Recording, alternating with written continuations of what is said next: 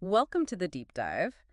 Today we're looking at something really interesting. These areas in life where growth just kind of stalls out. Yeah, where things that used to work, they just don't anymore. Exactly. The source we're drawing from calls them dead zones, and the idea is they actually start draining your energy, like cracks appearing even in strong structures. And that source, week 14, the dead zone signal. Stop managing, start building. It makes a pretty strong case. It really does. So our goal here is to figure out, how to spot these dead zones and maybe more importantly, what we can actually do about them. What I found fascinating is how the source reframes them. Mhm. It's not about failure, necessarily. Oh, right. Not just failure. No, it's more like natural shifts. Yeah. Seasons changing in your career or relationships or even how you view yourself.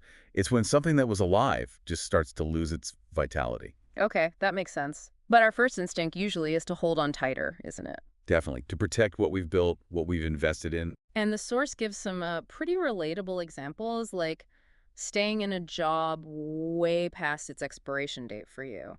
Or clinging to a relationship that just leaves you feeling drained all the time. Yeah, or even just trying to keep up an old version of yourself that doesn't really fit anymore. We tell ourselves it's responsible management. But the source argues it might actually be, fear. Fear of letting go of what's familiar, even if it's not working. Hmm.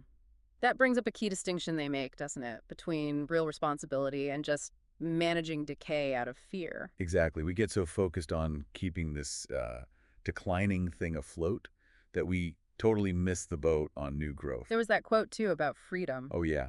Freedom is the liberty to experience pain because pain is growth. Hmm. It's powerful stuff.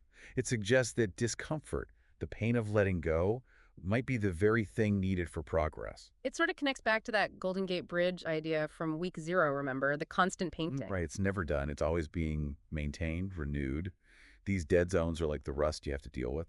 You can't just paint over it indefinitely. It changes how you see those difficult spots. Totally. And that leads into this idea of dead zone thinking. Okay, what's that good? Instead of seeing these cracks, these decaying parts, as problems to just fix or patch up, Yeah. see them as blueprints for what needs to come next. Yeah. It's a shift, from desperately managing to proactively building something new. Moving towards possibility instead of just clinging on. Precisely. And it ties into things we've touched on before, like the Four Agreements or Taoism, flowing with reality instead of fighting it. Sounds simple, but it's often the hardest thing. That fear definitely creeps in. Oh, absolutely. Fear of the unknown, fear of what you might lose. The source acknowledges that, but urges us not to get paralyzed by it. Don't let it trap you managing ghosts. Okay, so theory is one thing. How do we actually put this into practice? The source mentions something called the management fast. Yes, and management fast, it's a practical 7-day exercise. 7 days. What do you do? You pick one thing, one non-vital thing you're managing, putting energy into, that you suspect isn't really alive anymore. Non-vital being the key word there. Crucial. We're not talking health or finances or your core responsibilities. This isn't about blowing up your foundation. Right, it's about the dead weight, not the essential structure. Exactly. So find that one thing, maybe a role you don't believe in, or a routine you secretly hate, or an old identity you're clinging to. Okay, got it. Then what? Then, for 7 days, stop managing it. Just stop. Don't fix it if it wobbles. Don't make excuses for it. Don't rescue it. Wow, okay. Just let it be. Let it be. Observe. What happens when you stop propping it up? Does it just wither? And crucially, what else might start to grow in the space you've created? That connects to that idea from week 5 about not, like, worshiping struggle unnecessarily. Yes. And the phrase they use, go pro by letting go, it's about realizing maybe the real risk isn't letting go. But staying loyal to something that's already gone. That's it. Staying loyal to the dead zone feels safe because it's familiar, but it's a guaranteed loss in the long run. The shipwreck analogy they used was quite vivid, too. Right. Sometimes the bravest, the noblest thing isn't bailing water from a sinking ship, but actually abandoning it to find new shores. Which is different from, say, pushing through the dip, right? Not every hard thing is a dead zone. Exactly. Some struggles are productive, they lead somewhere, but dead zones. More effort doesn't revive them, it just drains you more. So letting go isn't failure in this context, it's a release. A necessary release. Yeah. Clearing the ground so you can actually build something solid, something real. The author shared some personal stories, too, about pivots after the military, after corporate life. Yeah, illustrating that what got you here won't get you there. idea. Sometimes you have to leave behind even successful strategies to find new growth. It really shows that clearing these zones creates, well, space. Essential space. Hmm. Space for what the Source calls wild new beginnings. Moving from managing ghosts to uh, mastering real life. And the idea that these very zones we avoid might hold the keys to what we want: freedom, growth, peace. It's quite profound, really. But it's framed not as some dramatic explosion, but as patient, creative work.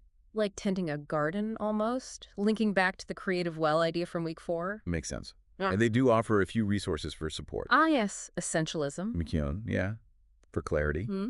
And Mark Manson's subtle art for focusing on what matters. And Naval Ravikant on leverage over just being busy. Right.